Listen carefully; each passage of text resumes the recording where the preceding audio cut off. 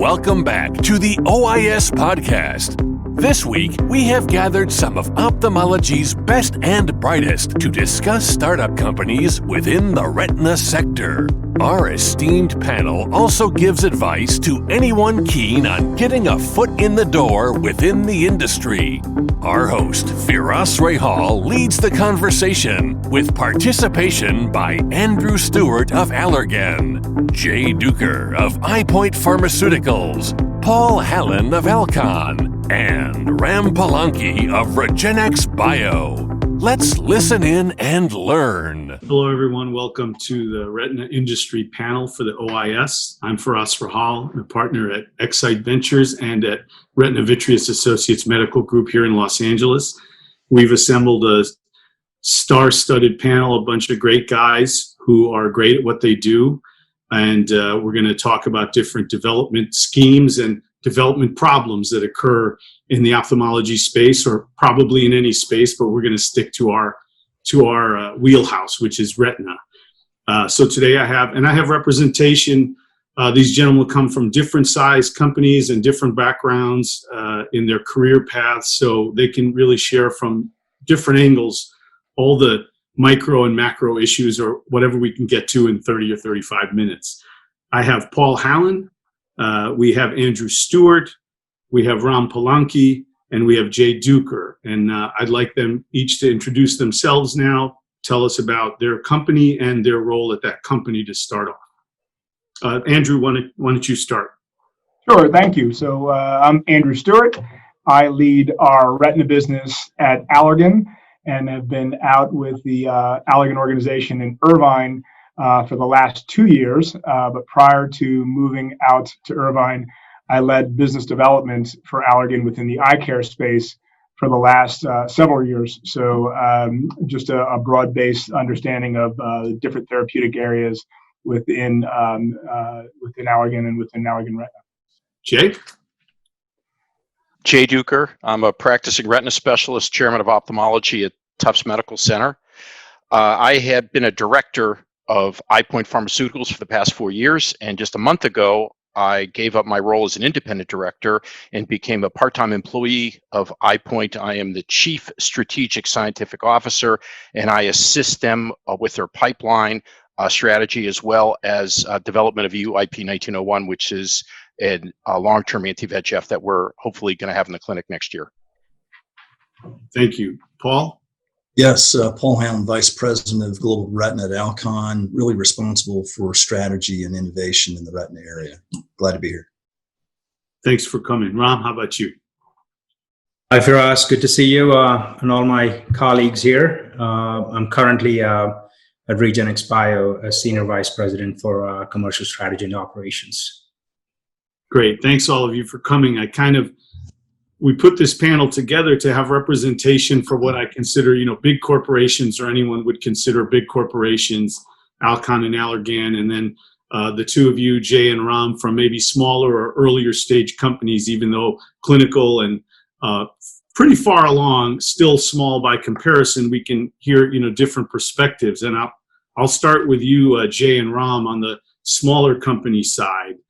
You've both been part of many startups over the years. I know personally about several of them. For each of you in the eye space, when you're considering to join a team, to be recruited or come on board, what types of characteristics are you looking for or thinking about with regard to a number of things? Principally, the asset itself, what stage of development they may or may not be in, whether or not how much funds they've raised matters in that regard.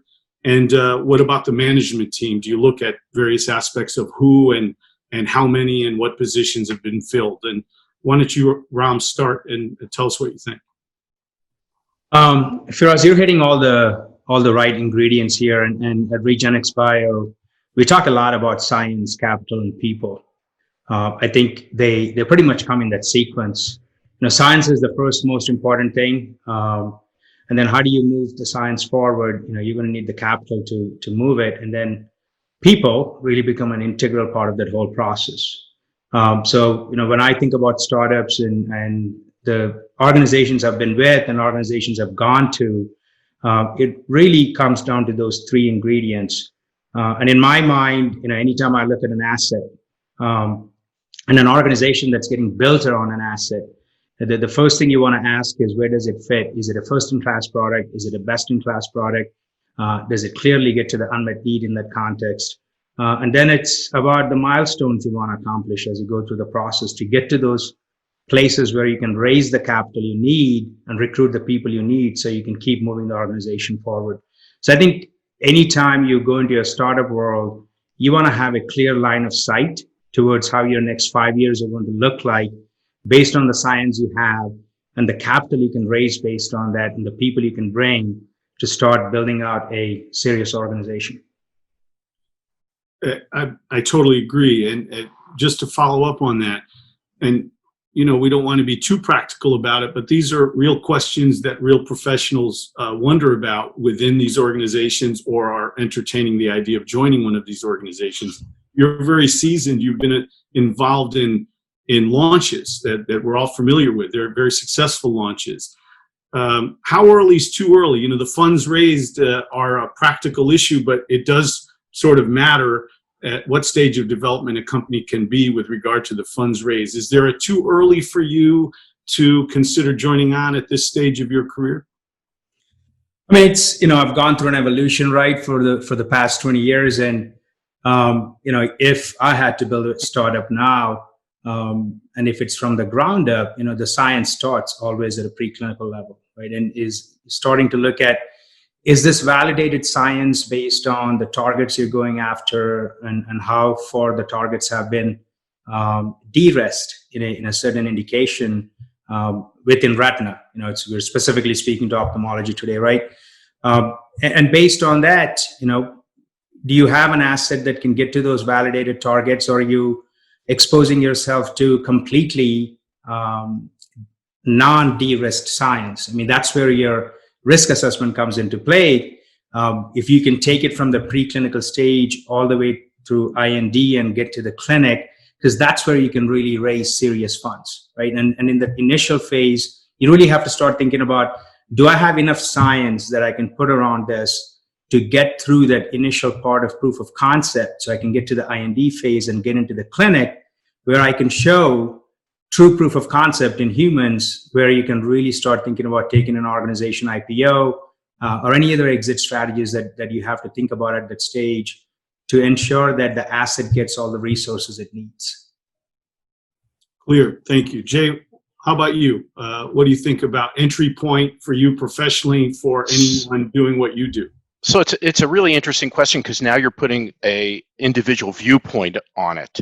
And I think that's important. Ram's answer was great, and I don't have a lot to add to it, except if anyone out there in the audience is thinking about getting involved in an early stage company, you've got to ask yourself the question, what's the interest?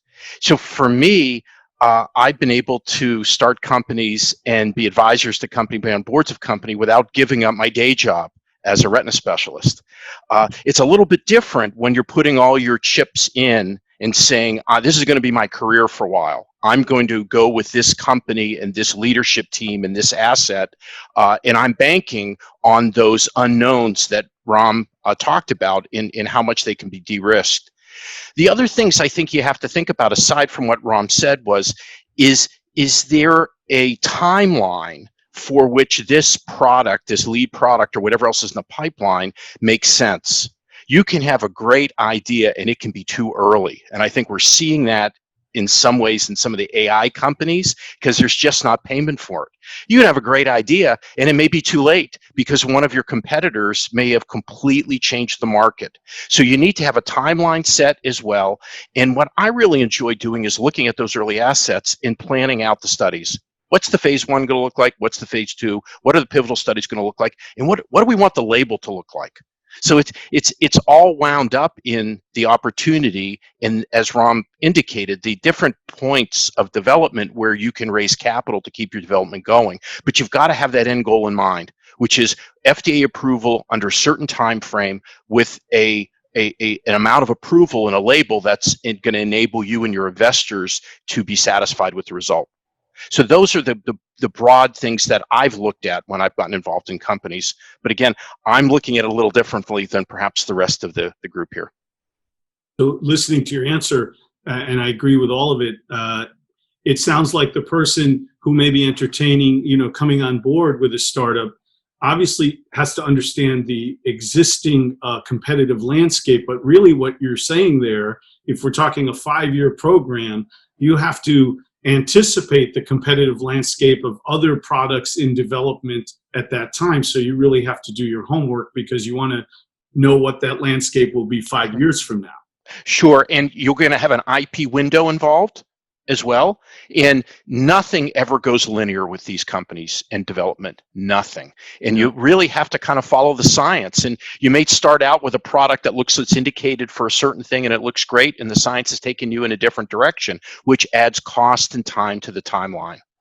So it's a 9-dimensional chess game in a sense. So in the end, you have to really be passionate about what you're doing and like the people you're working with. And the rest of it, you'll figure it out. And again, for many of us, it's the path can be enjoyment, even if the end result doesn't become an FDA approved product. A final follow-up to either or both of you on this, relating specifically to the professional question aspect that you and I both alluded to, and Ram, which is, you're putting all your eggs in one basket. If you're not, say, Jay Duker, who has a full-time retina position, or like myself, I have a full-time retina position, I do business outside of that. Ram is putting his eggs in the basket. Are there situations with an early company, is this common in the marketplace, maybe Ram, this is more for you, to hybridize a compensation package that includes equity, salary, deferred compensation, so that these companies are often on a very tight budget, as you know, and may not be able to afford someone like with your experience. So is this commonplace to hybridize these compensation packages?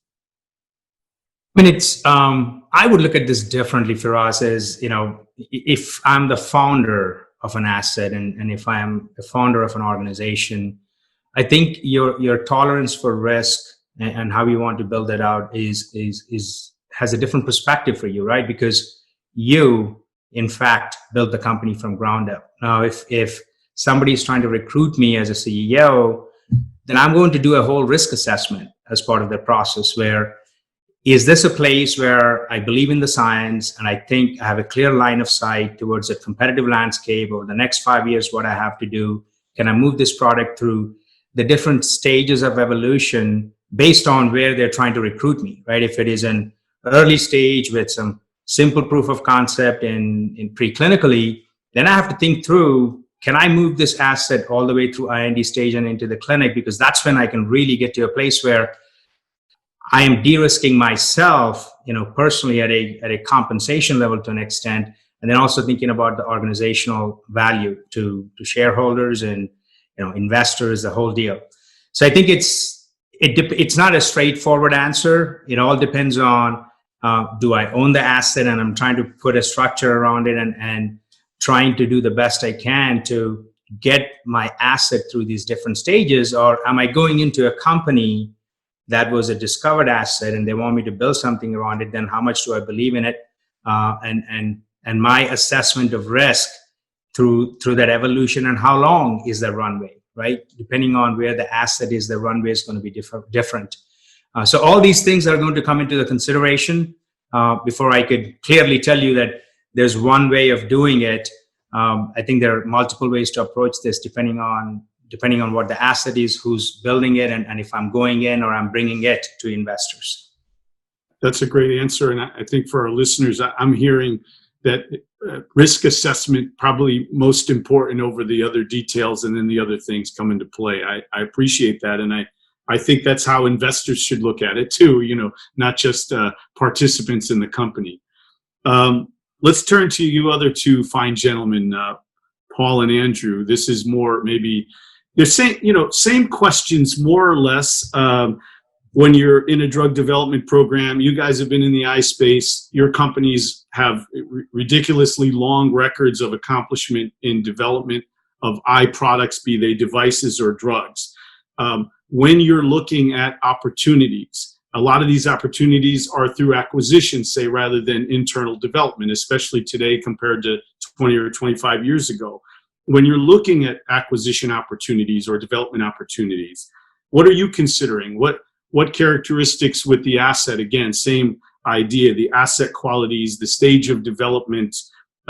Is it different for drugs versus devices for each of your companies? Andrew, why don't you start?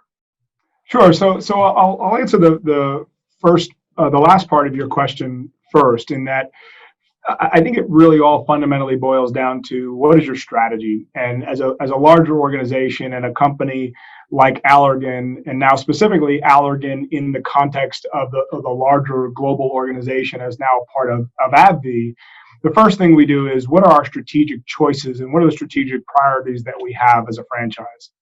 Allergan in particular has made a strategic decision to focus more on pharmaceutical therapeutics and less on surgical and surgical operating tactics. And while we do have Zen, which is a glaucoma surgical implant, that is the only real surgical option that we have, and everything else is real pharmaceutical therapeutic based in terms of the types of products in the portfolio that we offer.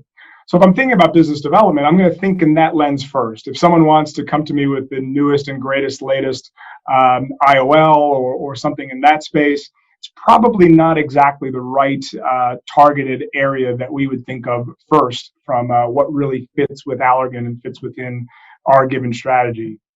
However, if we were talking about an early stage therapeutic within retina, regardless of the stage of development, if we were looking within geographic atrophy and a very untapped, not well treated open field area, there's no stage of development that we wouldn't think is uninteresting. We would look at everything within that space.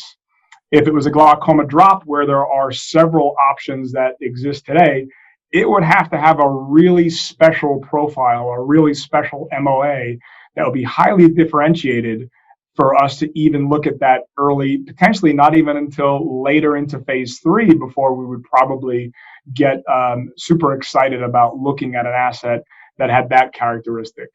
So I think the comments that Jay and Ram both made are spot on. And fundamentally, we would look at an asset very similar to the way that they articulated, based on what is the risk profile, what do I need to invest in order to advance it into different stages of development, what's the unmet need that it's going to target, and what ultimately is the economic opportunity from a payer value proposition. And those are the types of buckets of the way that I would look at some of those things. Well, yeah, I think I might be the mirror image of Andrew, because we are focused on devices primarily. We're not opposed to pharmaceuticals. We have a long history of that. I've been involved in that. Regardless, the asset quality is most important to us. So the degree of unmet need and how well it addresses the opportunity, the effectiveness, the market attractiveness, the size, and of course the risk. And really, internal development or external development, we try to treat them as rigorously as possible on both of those, and not really give ourselves a pass on internal development. So we're agnostic to where it comes from, and we've gotten better at that. And our rate of acquisitions has gone way up.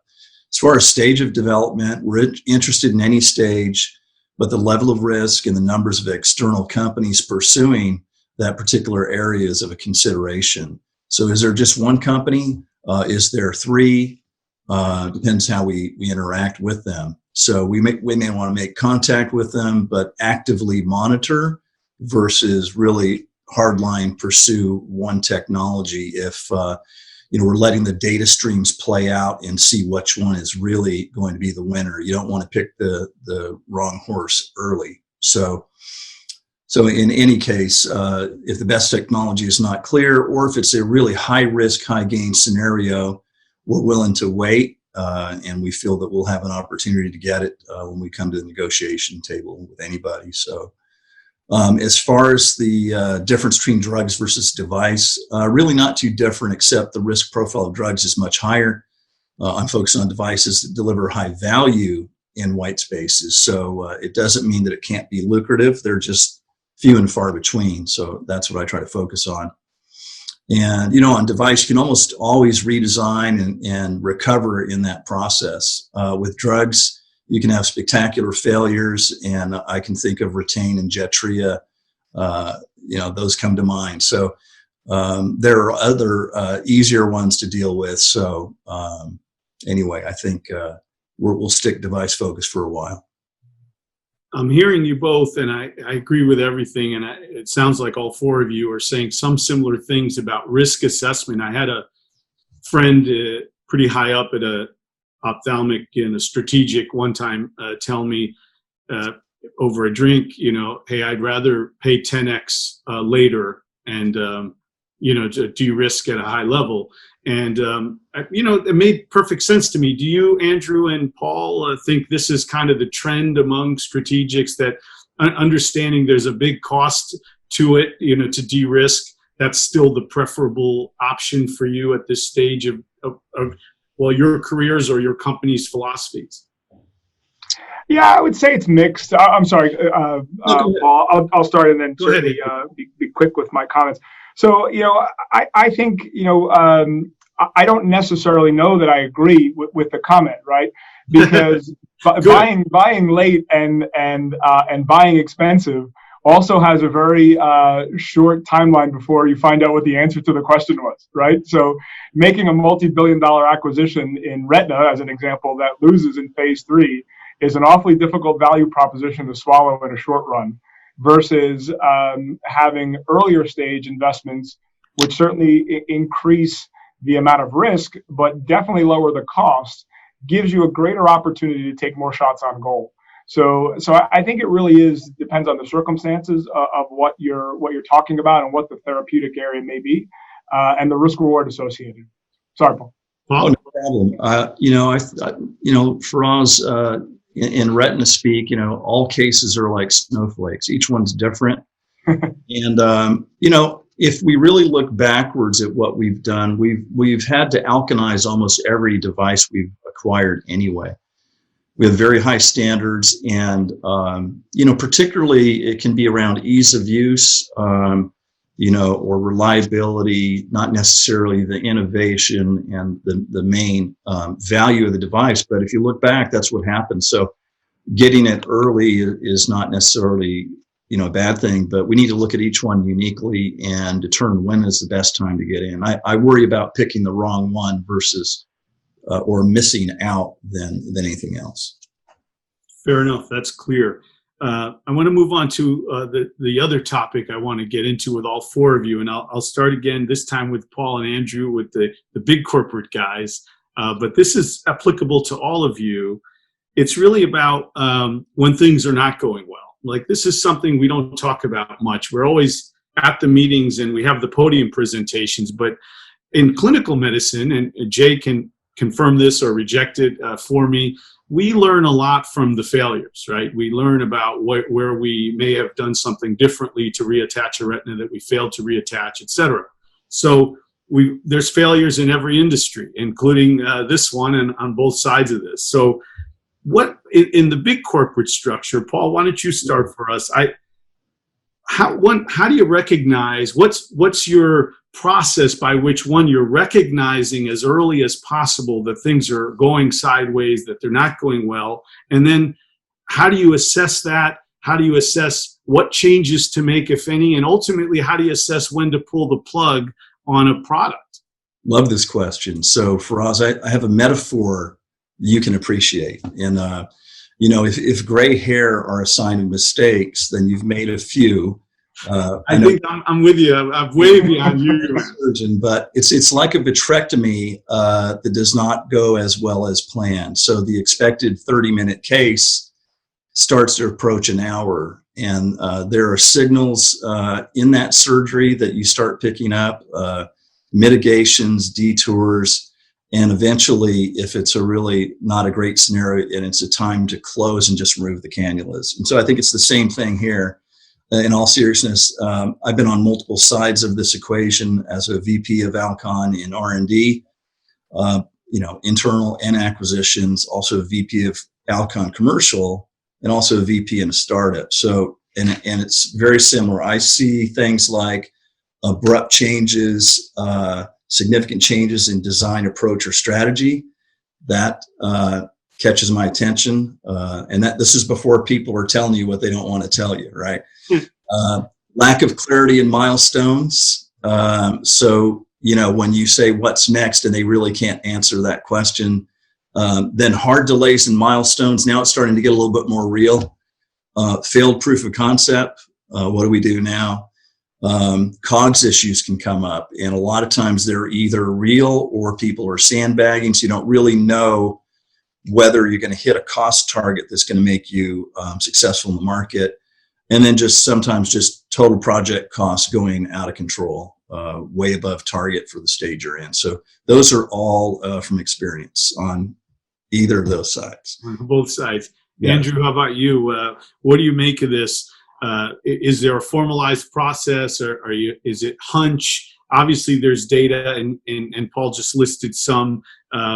What changes? What do you use to recognize the problems, and what changes might you initiate on the way to pulling the plug? Yeah. So Paul gave a really complete answer, and I'll just add a couple of comments to it. Every commercial or R&D leader that is on this call or that will listen to this ultimate Zoom webcast here knows what the number one, number two challenges that they face associated with opportunity and risk within their business or within the asset in particular that they're looking at. The hardest part is probably making sure and getting the entire organization to recognize what that risk is and facing it and being honest about it with themselves. People spend careers developing particular assets that sometimes get very, very late in development and never wind up seeing the light of day. And I think facing those realities sometimes wind up becoming cultural challenges within organizations for sure.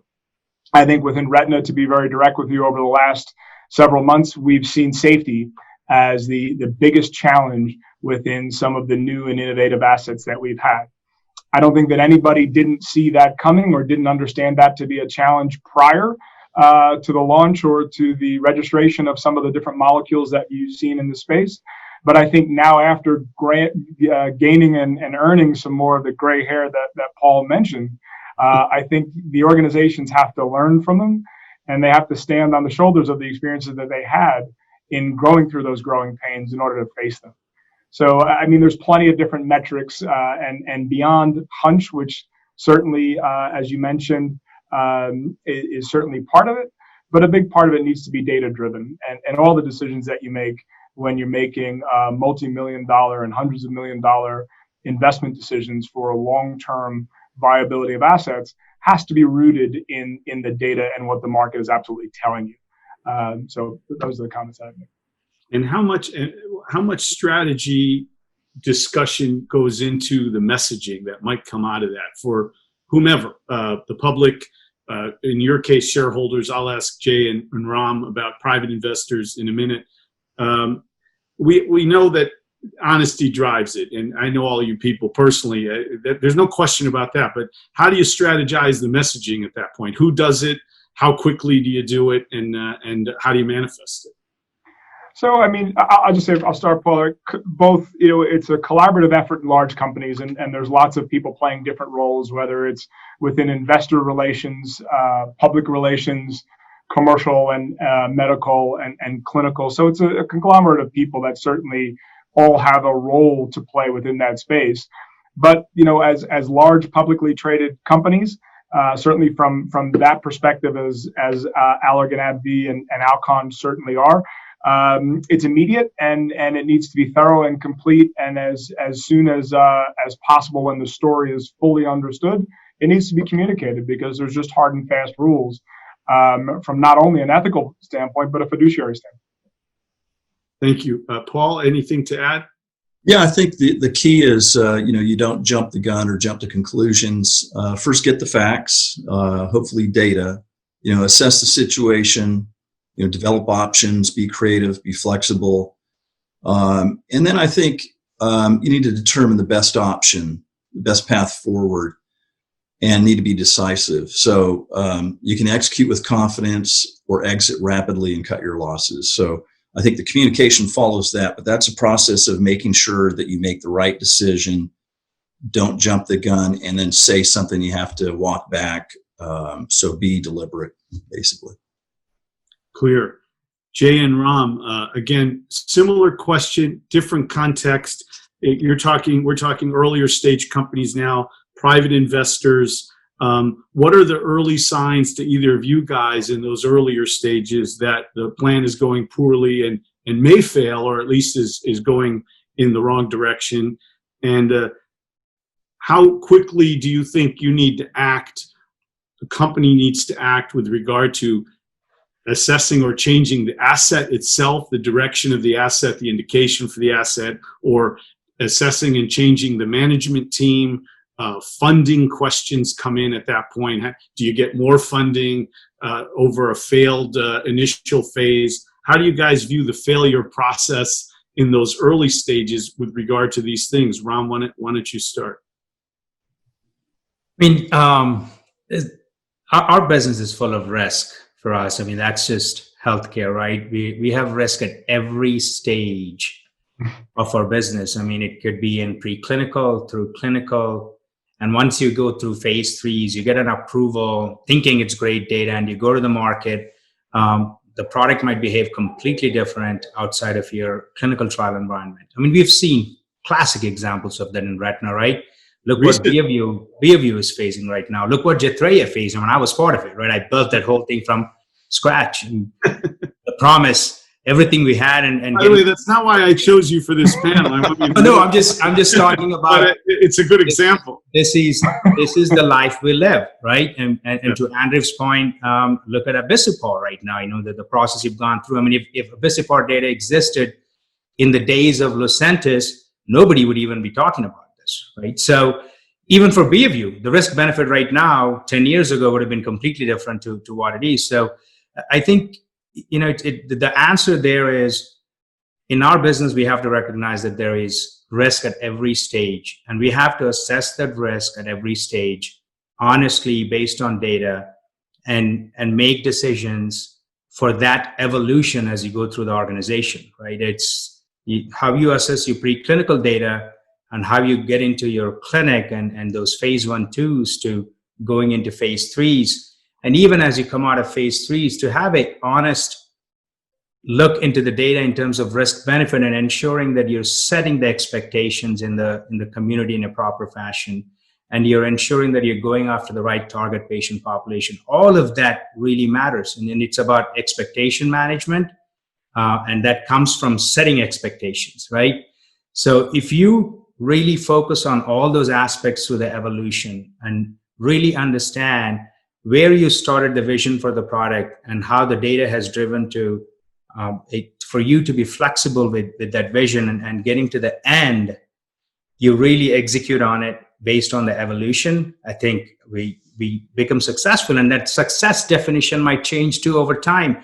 You might start with a whole vision for $1 billion product, and by the time you get through phase 3 and you look at the data, you might say, you know what, this is a $200 million product. But if you come to grips with that aspect of the business, then you will actually launch the product with the right infrastructure and with the right operational model, and you'll make it profitable. So these are the things I've learned over the last 20 years, where if the approach you take is you set a vision, you're pragmatic, you're flexible, you're disciplined, you execute, and you maintain the speed, and you get there, a lot of things could change still. The competitive market might change, and your product profile might change, and you have to be really be adaptable and flexible to ensure that your product becomes successful in the environment you're launching into. And maybe your profile comes to a place where it's not possible to launch into the marketplace. I mean, you really have to make some disciplined decisions at that point. Now, whose fault is that, right? Is it management's fault? Is it the drug's fault? And you go through this whole process. I think there are multiple aspects to this as you start looking at risk. And I always say it's about evaluating the risk at every stage, aligning with the entire management team and the executive team to make sure everybody clearly understands how that evolution is going. So when you come to the end of the process, the expectations are all aligned internally, externally, and organizationally. I'm hearing you, and I'm hearing commonality here: honesty with oneself, honesty about where you are, and be disciplined about making decisions based on those honest interpretations of the facts. Jay, I'm sure you agree with all that. What about that? And what about the messaging to whom? You're honest with yourself. You're seeing that as a disciplined investigator, it's not exactly what you thought or where it's going to go. When do you bring that to the board, and when do you start advising this ain't going to happen? They've got a lot of decisions to make, and then investors to talk to, as you know. So it's not a one-size-fits-all answer, and I'll repeat something that's gotten said before, which is the Bayoview story and the thrombogenic story. We all have stories like that. If you're in biotech, you have failures, and that's just the way it is. And you can have very smart people and have very good funding, and it still may not work out. In saying that, on a day-to-day basis, and when I was just a clinician, I don't think I really understood the black box of drug development. And it's kind of the analogy Paul used with vitrectomy, where you think it's an easy case and it's heading south and it's a 3-hour case, but in the end, it looks great and the patient sees better, and the patient has no idea what went into that case and how close it was to losing the eye. That, to me, is drug development in a nutshell when you're on the outside. You hear this great idea, 5 years later, you've got a great drug that's helping patients. Well, we all know in this panel that on a day-to-day basis, one day you get data and you say, oh, this is great. Next day you get the data and you say, we're dead. We can't go forward. And so it's ups and downs like that. So first, what I try to do is the same thing I do with the OR. I want a plan A, I want a plan B, I want a plan C, and I want to think through all the upcoming events. What happens if we see this? What are we going to do? What happens if we see that? And then, obviously, if you're a private company, you've got still shareholders and a board to answer to. Public companies very different about what you have to reveal and not reveal, and that's been said already. The other thing is, of course, people talk in early stage companies about, oh, I want to invest in a platform company. I want a lot of, quote, shots on goal. For the most part, that doesn't exist. For early companies, you got to hit that first product or you're going to run out of money. There are very few companies who can survive a first failure. And so you have to understand that. And so that if you have multiple shots on goal, you have to decide, okay, this may not be the biggest selling product we have in our portfolio, but this better be the one that's mostly de-risked, because if it doesn't work, we're probably done. Now, what does done mean? Well, done may mean a reverse merger. It may be returning the money to the shareholders. There's a lot of different options that a company that failed goes through. But on the other hand, I said this already tonight, you got to follow the science. And sometimes the science of a quote unquote failure is telling you something different, that maybe it didn't work for X, but it might work for Y. And you've got to think outside the box and keep your mind open and go where the science tells you. And ultimately, you've got the FDA to answer to, you've got the payers to answer to, you've got the doctors and the patients. And so when you look at it from that perspective, early on, we got to get the IND. We've got to show the FDA that we're safe and have some degree of efficacy. And you focus on those pre-IND studies showing that. And if they're not going well, hopefully you've saved enough cash that you can reverse or take a left-hand turn and do something a little differently. So I don't think I'm saying anything differently than what everyone else said, except that early stage companies, it's difficult because you don't have a huge market cap and you don't have a great looking balance sheet that you can fall back on if you have to cut the asset loose. I totally agree with your initial premise, which I'm glad you said this.